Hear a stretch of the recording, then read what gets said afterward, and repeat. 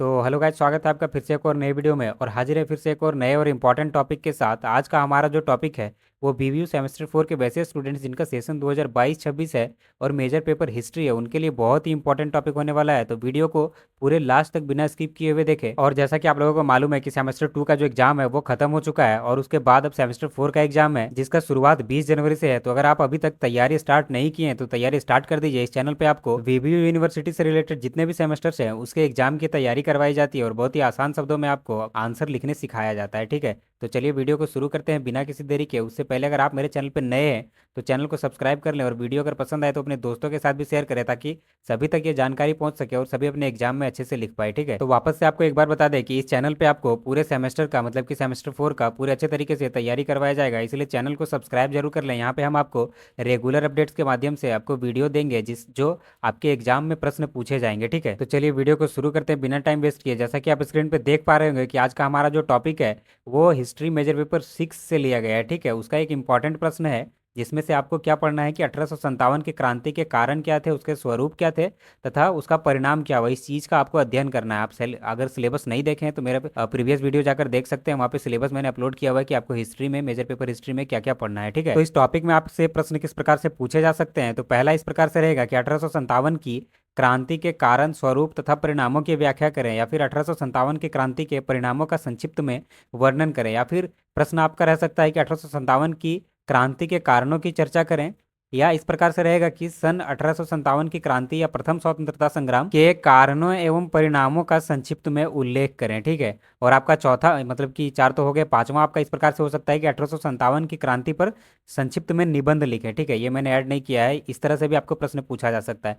Basically क्या है कि 1857 की क्रांति के आपसे कारण पूछे जाएंगे, उसका स्वरूप पूछा जाएगा, परिणाम पूछा जाएगा, प्रश्न किसी भी प्रकार से रहे। ठीक है, तो इसको लिखना कैसे है इस चीज को हम इस वीडियो में आपको समझाएंगे। तो चलिए वीडियो को आगे बढ़ाते हैं और वीडियो को शुरू करते हैं। ठीक है, तो उत्तर का शुरुआत हम लोग इस प्रकार से लिख करके करेंगे कि 1857 का प्रथम स्वतंत्रता संग्राम भारत के इतिहास की एक महत्वपूर्ण घटना है। 1857 की क्रांति भारत की पहली सशस्त्र क्रांति थी जिसकी व्यापकता और शक्ति के सामने ब्रिटिश शासन की नींव डगमगा गई थी। जैसे कि आप इस चीज को पहले भी पढ़े होंगे कि 1857 का जो क्रांति था वो भारतीय स्वतंत्रता संग्राम में सबसे पहला सशस्त्र क्रांति था। ठीक है, सशस्त्र क्रांति मीन्स होता है कि हथियारों के साथ इस जो क्रांति हो, ठीक है, शस्त्र के साथ जो क्रांति हो। तो भारतीयों के पास हथियार तो थे नहीं, तो इसलिए पहला ऐसा ये क्रांति था जब भारतीय लोगों ने शस्त्र का यूज किया था, हथियारों का यूज किया था। ठीक है, और इस क्रांति का प्रभाव इतना व्यापक रहा कि ब्रिटिश शासन की नींव तक डगमगा उठी थी। ठीक है, आगे देखेंगे कि 1857 की क्रांति ने भारत में ईस्ट इंडिया कंपनी के शासन के अस्तित्व को चुनौती दी।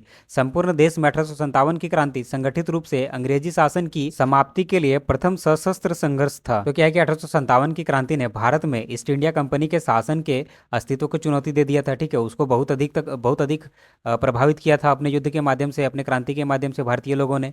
और उसके साथ ये 1857 का जो क्रांति था वो संगठित रूप से अंग्रेजी शासन के अस्तित्व को चुनौती देने के लिए ही लड़ा गया था। ठीक है, और ये सबसे पहला सशस्त्र क्रांति था जो मैंने पहले बता चुका है, लेकिन यह असफल रहा। इसकी असफलता के भी बहुत सारे कारण थे, चलो इसको आगे हम लोग देखते हैं। अब आगे इस प्रकार से लिखेंगे कि यद्यपि संग्राम असफल हो गया परंतु इसकी स्मृति और प्रेरणा लोगों में विद्यमान रही। भारतीयों ने यह अनुभव किया कि उनके और अंग्रेजी शासन के हितों में भिन्नता है और अंग्रेज अपने स्वार्थ को पूर्ति करने के लिए भारतीयों का कभी भला नहीं होने देंगे। उन्हें यह भी आभास हुआ कि जब तक वे स्वयं नींद से नहीं जागेंगे और स्वतंत्रता, समानता, बंधुता, आत्मसम्मान, अखंडता और भारतीय होने के गर्व की भावना से कार्य नहीं करेंगे तब तक देश गुलाम ही बना रहेगा। ठीक है, मतलब कि जैसे अभी हम आपको बताया कि यह जो स्वतंत्रता संग्राम थी वह तो असफल रही, लेकिन इसके वजह से लोगों में एक एनर्जी आया, एक समझदारी आया कि जब तक वे खुद से ही अपने स्वतंत्रता, समानता, बंधुता और आत्मसम्मान के लिए जब तक युद्ध नहीं करेंगे तब तक देश गुलाम रहेगा। और जो अंग्रेज हैं वो अपने स्वार्थ पूर्ति के लिए भारतीयों का कभी भला होने नहीं देंगे, उसका प्रयोग करेंगे, उसका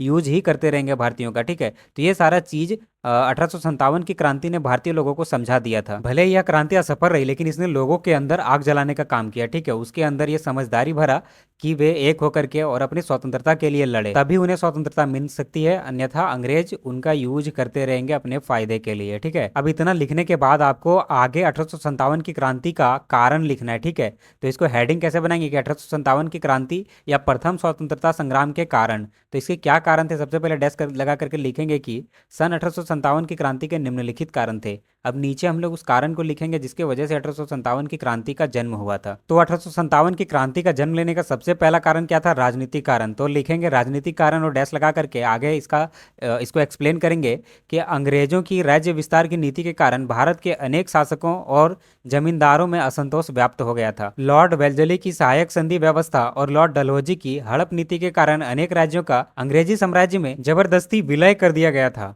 अंग्रेजों ने पंजाब, सिक्किम, सतारा, जैतपुर, संबलपुर, झांसी, नागपुर आदि राज्यों को अपने अधीन कर लिया था। अंग्रेजों ने अनेक सरदारों और जमींदारों से उनकी जमीन छीन ली। इसके कारण इन जमींदारियों में कार्यरत व्यक्ति बेरोजगार हो गए। देखिए 1857 की क्रांति के जन्म लेने का सबसे पहला कारण क्या था? राजनीतिक कारण। अंग्रेज क्या करते थे कि अपने राज्य विस्तार के लिए जमींदारों से जमीन जबरदस्ती छीन लिया जाता था और उसको अंग्रेजी साम्राज्य के अंदर विलय कर लिया जाता था। ठीक है, जिसके वजह से क्या हुआ कि जमींदारों में असंतोष का भावना जन्मा और साथ ही वहां पे जो मजदूर काम करते थे वो भी बेरोजगार हो जाते थे। ठीक है, सहायक संधि व्यवस्था और हड़प नीति के बारे में तो आप पहले ही पढ़े होंगे। इन्हीं को माध्यम बना के भारतीय लोगों का जमीन छीन करके अंग्रेज अपने साम्राज्य में विलय कर लेते थे। ठीक है, जैसे कि कुछ क्षेत्र का नाम यहाँ पे लिख देना है आपको, जैसे पंजाब, सिक्किम, सतारा, जैतपुर, संबलपुर, झांसी, नागपुर, ये सारे कुछ राज्य थे जिनको अंग्रेजों ने भारतीय लोगों से छीन करके अपने साम्राज्य में मिला लिया था। ठीक है, तो इसके वजह से भारतीय जो लोग थे उनमें असंतोष की भावना जन्मी और ये भी एक कारण बना 1857 के क्रांति होने का। ठीक है, अब हम लोग दूसरा कारण देखेंगे कि भारतीय भाषा, संस्कृति एवं परंपराओं पर आघात।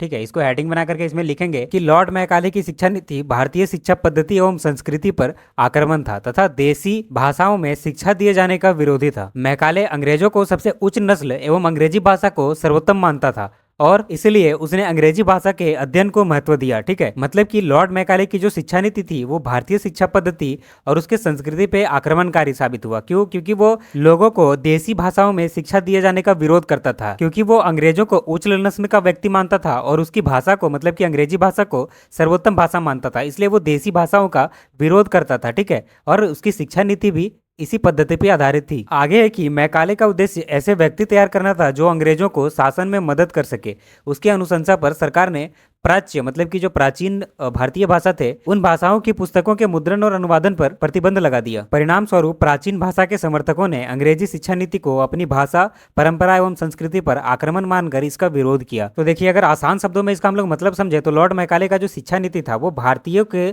शिक्षा जो थी वो देसी भाषाओं में ना दे करके अंग्रेजी भाषा में दिए जाने को वो प्राथमिकता दिया करता था, क्योंकि अंग्रेजों को वो उच्च नस्ल का व्यक्ति मानता था और उसी वजह से उसके भाषा, मतलब अंग्रेजी भाषा को वो सर्वोत्तम भाषा मानता था, जिस वजह से अंग्रेजी भाषा के ऊपर लॉर्ड मैकाले ने ज्यादा जोर दिया।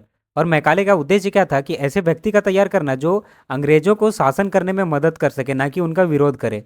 और इसी के कहने पे जो सरकार थी, मतलब कि ब्रिटिश ईस्ट इंडिया कंपनी की जो गवर्नमेंट थी, उसने लोकल लैंग्वेज में प्राचीन जो भारतीय भाषा थे उसमें पुस्तकों के छपने पे प्रतिबंध लगा दिया गया। ये सारा लॉर्ड मैकाले के निर्देशन पे हुआ था। ठीक है, जिसके वजह से क्या हुआ कि जो भारतीय प्राचीन भाषा के समर्थक थे उनमें अपने भाषा और संस्कृति को दबाए जाने को लेकर के विरोध पैदा हुआ और यही कारण बना 1857 की क्रांति होने का। ठीक है, दो कारण हम लोग देख लिए। अब तीसरा कारण हमारा रहेगा आर्थिक कारण। ठीक है, तीसरा पॉइंट लगाएंगे हम लोग आर्थिक कारण लिख करके, उसमें लिखेंगे कि अंग्रेजों द्वारा लागू की गई भूमि व्यवस्थाओं ने किसानों को नष्ट कर दिया। अत्यधिक करों के भार के तले दबे हुए भारतीय किसानों की हालत निरंतर गिरती जा रही थी। परिणाम यह हुआ कि कृषक साहूकारों के चंगुल में फंसकर कर्जदार हो गए। साथ ही सरकार ने इंग्लैंड में तैयार माल की खपत भारत में बढ़ाने के लिए भारत के करघा और हस्तशिल्प कुटीर उद्योग को बर्बाद कर दिया। तो देखिए, आर्थिक कारण को हम लोग समझेंगे कि आर्थिक कारण में क्या था कि अंग्रेज जो थे वो अपनी भूमि व्यवस्था से किसानों के ऊपर बहुत अधिक कर का बोझ दे दिया। ठीक है, किसानों को बहुत अधिक कर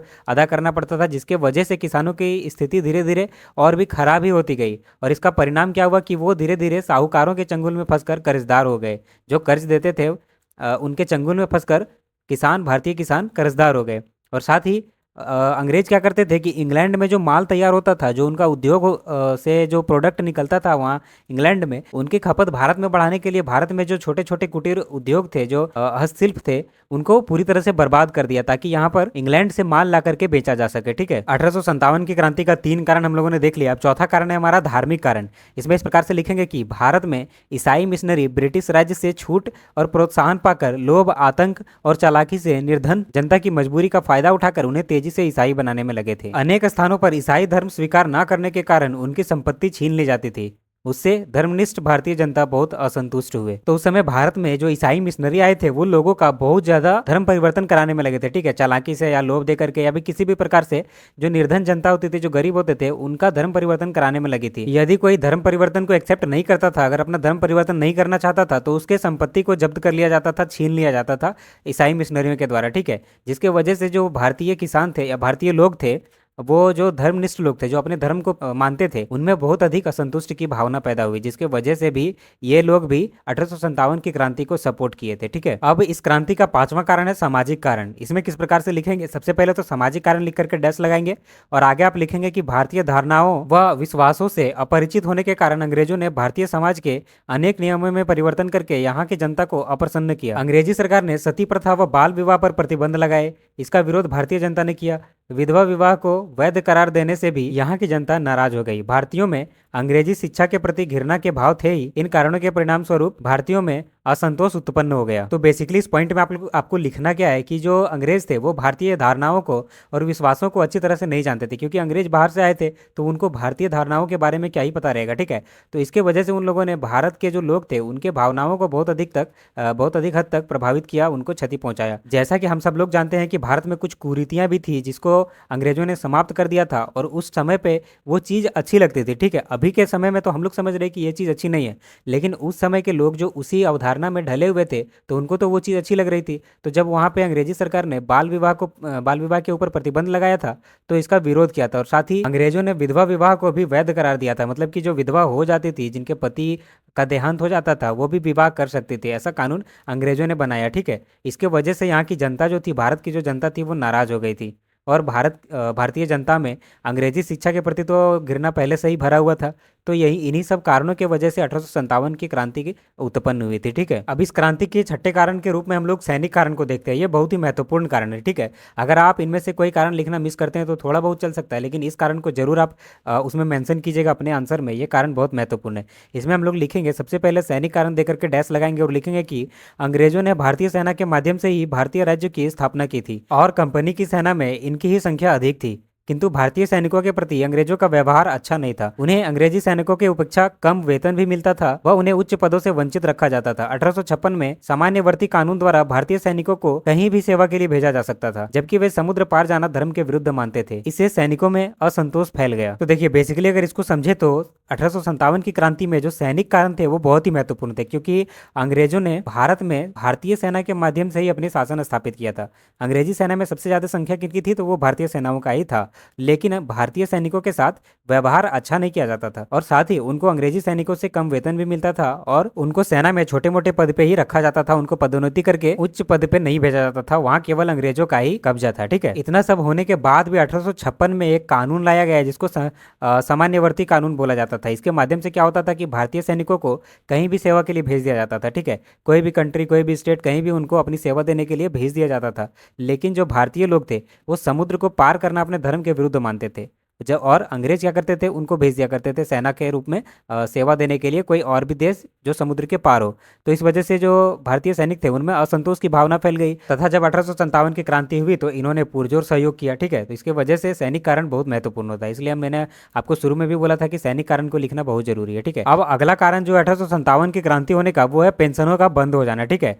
अंग्रेज क्या किए थे, पेंशन बंद कर दिए थे। इसको किस प्रकार से हम लोग लिखेंगे कि डैश कर करके लिखना शुरू करेंगे कि डलहौजी ने न केवल राज्य हड़पे बल्कि राजाओं और नवाबों की पेंशनें और उपाधियों को भी छीन लिया। 1852 में बाजीराव द्वितीय के दत्तक पुत्र को शासक स्वीकार न कर उसकी 80,000 पाउंड की पेंशन अकस्मात रूप से बंद कर दी। 1855 में तंजौर के राजा की मृत्यु पर यही व्यवहार करते हुए उसकी भी पेंशन और जागीर छीन ली। इसके पश्चात कर्नाटक भी शिकार बना। अतः अपदस्थ राजा, नवाब और पेशवा जो पहले ही क्रोधित थे, अब उनके विरोध संघर्ष के अतिरिक्त कोई विकल्प नहीं रहा। तो देखिए, इस पॉइंट में बेसिकली कहना क्या है कि डलहौजी जो थे वो अपनी हड़प नीति के माध्यम से न केवल भारतीय राजाओं और नवाबों का राज्य हड़पे बल्कि उनकी उपाधियों और पेंशनों को भी बंद कर दिया और छीन लिया, ठीक है।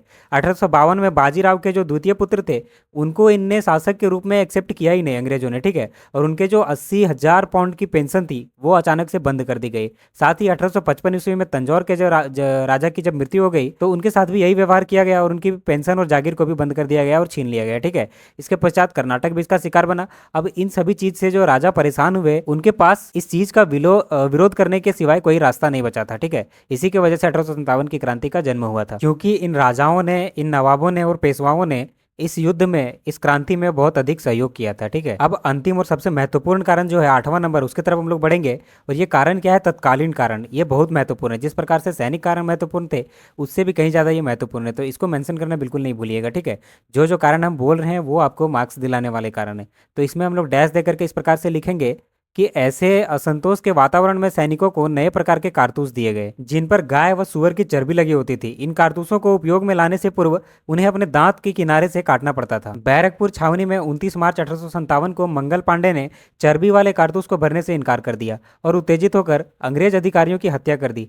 फलस्वरूप उन्हें बंदी बनाकर 8 अप्रैल 1857 को फांसी दे दी गई। मंगल पांडे का बलिदान इस विद्रोह में पहली आहुति थी। तो देखिए क्या हुआ कि सैनिक कारण तो पहले से व्याप्त थे, जो अभी मैंने आपको ऊपर बताया, और साथ ही बहुत सारे कारण थे जिसके वजह से अंग्रेजों के प्रति भारतीयों का विश्वास जो था वो टूट चुका था और उनका विरोध करना चाहते थे। और ऐसे वातावरण में अंग्रेजों ने भारतीय सैनिकों को एक नया कारतूस दे दिया, जिसको यूज करने से पहले उसको दांत से किनारे से काटना पड़ता था, और उसमें साथ ही क्या लगा था? गाय और सुअर का चर्बी। और गाय और सुअर की चर्बी को मुंह से लगाना हिंदू और मुस्लिम धर्म में दोनों में पाप माना जाता है। ठीक है, इसी वजह से जो कुछ भारतीय सैनिक थे उन्होंने इस चीज का विरोध किया और इस चीज को, मतलब कि इस कारतूस को प्रयोग करने से मना कर दिया, तथा बैरकपुर छावनी में 29 मार्च 1857 को मंगल पांडे ने इस कारतूस को यूज करने से मना कर दिया और इसे उत्तेजित होकर के, गुस्से में आकर के, और अंग्रेज अधिकारियों की हत्या कर दी। जिसके बाद मंगल पांडे को पकड़ लिया गया, उनको बंदी बना करके, और 8 अप्रैल 1857 ईस्वी को उनको फांसी दे दी गई। और मंगल पांडे का ये जो बलिदान था, ये इस विद्रोह का पहला आहुति था, जिसके वजह से और भी थोड़ा विद्रोह भड़क गया तथा विद्रोह ने व्यापक रूप धारण कर लिया। ठीक है, ये हमारा 1857 की क्रांति का आखिरी कारण था। कुल मैंने 8 कारण बताया, जिसमें से आप 5-6 लिख करके काम चला सकते हैं, लेकिन साथ ही मैंने जो आपको लिखने बोला है उसको स्किप बिल्कुल भी नहीं कीजिएगा। ठीक है, ये सारा जो पॉइंट्स है ये आपको मार्क्स दिलाएंगे एग्जाम में, इसलिए इन सारे पॉइंट को स्किप नहीं कीजिएगा जो मैंने इंपॉर्टेंट बताया हुआ है। ठीक है, अब यहाँ तक तो बात हो गया 1857 की क्रांति के क्या कारण थे जिसके वजह से क्रांति हुई थी। ठीक है, अब हम लोग क्रांति के स्वरूप को पढ़ेंगे। आगे आपको इस क्रांति के स्वरूप को लिखना है। ठीक है, तो इसका हेडिंग बनाएंगे 1857 की क्रांति के स्वरूप, फिर आगे डैश देकर के लिखेंगे कि भारत के इतिहास में सन 1857 की उथल पुथल एक ऐसी घटना है जो सबसे अधिक विवाद का विषय रही है। अंग्रेज अधिकारी व इतिहासकार इसके स्वरूप को संकुचित कर इसे सिपाही गदर या असंतुष्ट राजा महाराजाओं का अपने खोए हुए राज्यों की प्राप्ति के लिए व्यक्तिगत स्तर पर प्रयास मानते रहे, तो वहीं राष्ट्रवादी भारतीय लेखक इसे प्रथम स्वतंत्रता संग्राम मानते हैं। तो देखिए क्या है कि भारतीय इतिहास में जो 1857 की क्रांति की उथल पुथल थी वो सबसे अधिक विवाद का विषय रहा है। क्यों? क्योंकि अंग्रेज अधिकारी और इतिहासकार जो है वो इसको एक मतलब कि सिपाही गदर, मतलब सिपाहियों द्वारा किया गया विद्रोह, या फिर वैसे राजा महाराजा जो अपने खोए हुए राज्य की प्राप्ति के लिए लड़ रहे थे, इस प्रकार का वो व्यक्तिगत स्तर पर लड़े गए युद्ध मानते हैं। ठीक है, जबकि जो राष्ट्रवादी भारतीय लेखक है वो इसको प्रथम स्वतंत्रता संग्राम के रूप में मानते हैं। अब आगे लिखेंगे कि इन दो छोरों के बीच अन्य इतिहासकार इसके स्वरूप की व्याख्या करते हुए इसे राष्ट्रीय विद्रोह, धार्मिक सामाजिक विद्रोह, स्वतंत्रता संग्राम, सभ्यता और बर्बरता के बीच युद्ध मानते हैं। तो जो बाकी इतिहासकार हैं वो इसको किस प्रकार से देखते हैं? राष्ट्रीय विद्रोह, धार्मिक विद्रोह, सामाजिक विद्रोह या स्वतंत्रता संग्राम या सभ्यता और बर्बरता के बीच के युद्ध को युद्ध के रूप में इसको देखते हैं बाकी इतिहासकार। ठीक है, अब आगे कुछ इतिहासकार का इस विषय में क्या मानना है वो लिखेंगे कि सर जॉन लॉरेंस तथा सीले का मत था कि विद्रोह का आरंभ सेना से हुआ था तथा उसका आसन कारण चर्बी वाले कारतूस की घटना ही थी, अन्य कुछ नहीं। इसका खंडन इंग्लैंड के तत्कालीन रूढ़िवादी दल के प्रमुख नेता बेंजामिन डिजरेली ने ही किया, जब उन्होंने यह कहा कि यह एक राष्ट्रीय विद्रोह था। कुछ इतिहासकार जैसे कि